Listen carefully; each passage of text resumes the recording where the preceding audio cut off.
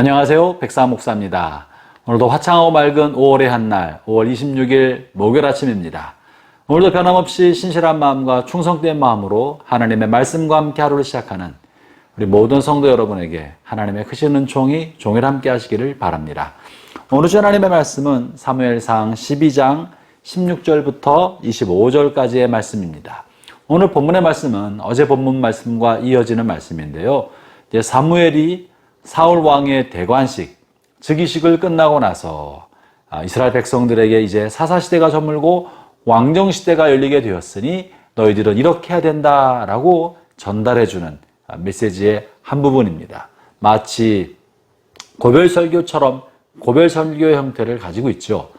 그럴 때 오늘 본문에서는 사무엘이 이스라엘 백성이 하나님이 왕이 되셔서 하나님이 직접 하나님의 백성을 돌봐주시고 위기로부터 지켜주시는 보호자이심에도 불구하고 이스라엘 백성이 하나님의 돌보심을 믿지 않고 군사력을 가지고 직접적으로 사람들 앞에 출입하는 왕을 세워달라고 요청한 것에 대해서 그것이 하나님 앞에 범죄라는 사실을 확인시켜 줍니다. 그리고 이것이 하나님께서 싫어하신 일이며 범죄인 것에 대해서 하나님께서 심판을 내리심으로 이스라엘 백성들이 우리가 잘못했구나라는 것을 마음속 깊게 깨달을 수 있도록, 그리고 이스라엘 역사 가운데 깨닫게 하도록 하나의 징조가 나타나게 되는데요.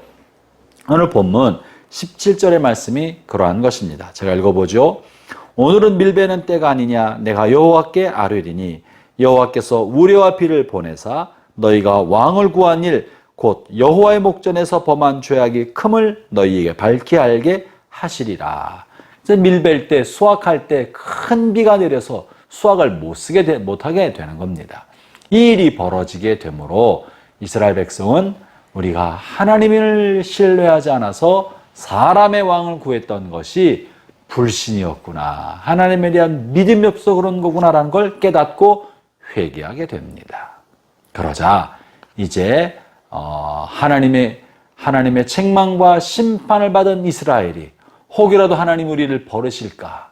하나님의 진노로 우리가 다 죽을까? 하나님께서 우리를 하나님의 백성 삼지 않고 우리를 버리실까에 대한 두려움을 느끼게 되었습니다. 여러분, 우리는 때때로 하나님의 징계의 채찍을 맞을 때, 사랑의 매를 맞을 때, 그래서 몸에 병이 들거나 또 사고가 생기거나 경제적인 어려움을 겪게 되거나 가정 안에 무슨 문제가 생기게 될 때 하나님께서 우리를 버리신 것이 아닌가, 내가 이런 잘못을 하고 저런 잘못을 했다고 하나님이 나를 버리시지 않았을까 두려움을 느낄 때가 있습니다. 지금 오늘 이스라엘 상황이 그러한 것이죠. 그럴 때 이제 사무엘이 하나님의 마음을 담아 하나님의 메시지를 마지막으로 전달합니다. 그것이 무엇인고 하니 22절의 말씀입니다. 자, 읽어보죠.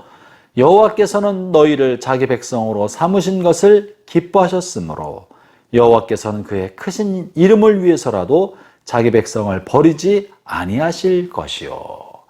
여러분, 하나님께서 이스라엘을 하나님의 백성으로 삼으신 것은 이스라엘이 탁월해서 그런 것이 아닙니다. 그들의 훌륭한 장점이 있어서 그것을 하나님께서 써먹기 위해서 이스라엘을 부르신 것이 아니지 않습니까? 지금 사무엘은 하나님께서 너희를 사랑하시고 너희를 기쁘게 여기셔서 하나님께서 주권적으로 너희를 하나님의 자녀로 삼으시고 백성으로 삼지 않았느냐?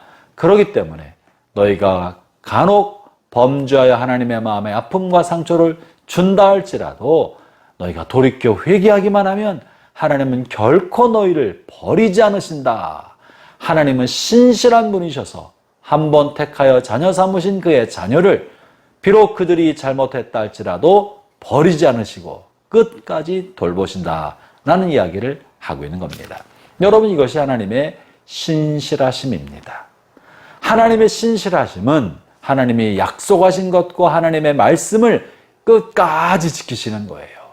이 첫 번째 약속이 뭡니까? 우리를 하나님의 자녀 삼으신다는 것이고 우리를 하나님의 백성 삼으신다는 것이에요.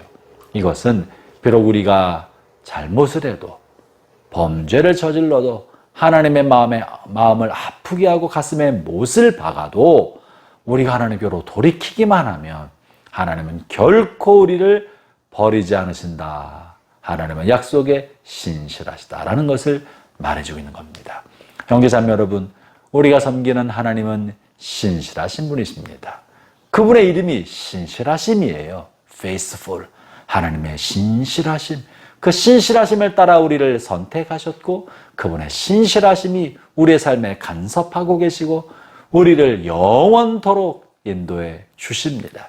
그래서 인생을 살아가는 동안에 광야 같은 인생길을 걸어갈 때 어떤 때는 물 없는 길을 걸어갈 때가 있고 어떤 때는 돌짝밭을 지나고 가시덤불을 지나갈 때가 있어도 하나님은 우리를 버린 것이 아닙니다. 하나님 우리를 못 본 척한 것이 아닙니다. 우리의 죄악 때문에 하나님이 눈을 가리시고 얼굴을 돌리실지언정 버리신 것이 아닙니다. 우리가 언제든지 하나님의 책망을 깨닫고 하나님께로 돌려 우리 눈을 들어 하나님을 바라보면 하나님은 다시 우리를 바라보시고 품에 안으시고 지켜주시는 것이, 그것이 지금 선지자 사무엘이 자신이 이스라엘 백성을 돌보다가 이제는 왕이 된 사울에게 이 모든 돌봄의 권한을 넘겨주고 뒤로 물러서 떠나면서 남긴 고별 설교입니다. 하나님은 신실하신 분이다. 그러니 너희가 범죄했더라도 돌이키고 하나님의 손을 붙들고 살아라.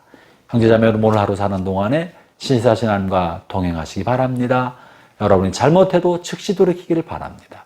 하나님의 도우심이 종일 여러분과 함께 하시기를 바랍니다. 기도하겠습니다. 하나님 감사합니다. 우리가 때때로 육신의 욕심과 이생의 자랑 때문에 알량한 그 자존심 때문에 잘못을 행하고 죄를 짓고 하나님 마음으로 아프게 할 때가 있습니다. 오 주님, 그럴 때 하나님의 책망을 즉시 깨닫고 돌이켜 다시 주의 품 안에 머물게 하여 주시옵소서. 오 하나님, 오늘 이 말씀을 듣는 모든 성도들이 인생의 광야 같은 골짜기를 지나다가 다시 주님께 고개를 돌려 주의 얼굴을 바라보기만 하면, 주의 이름을 부르기만 하면 주님 즉시 다가오셔서 그들을 주의 품에 안아주시고 이들에게 하셨던 처음 약속, 구원의 약속, 은혜의 약속, 생명의 약속, 돌보심의 약속, 아비됨의 약속을 신실하게 지켜주셔서 광야 같은 인생을 살아갈 때 위로를 받게 하시고 세임을 얻게 하시고 하나님의 돌보심을 받아 누리게 해 주옵소서. 예수님 이름으로 기도합니다. 아멘.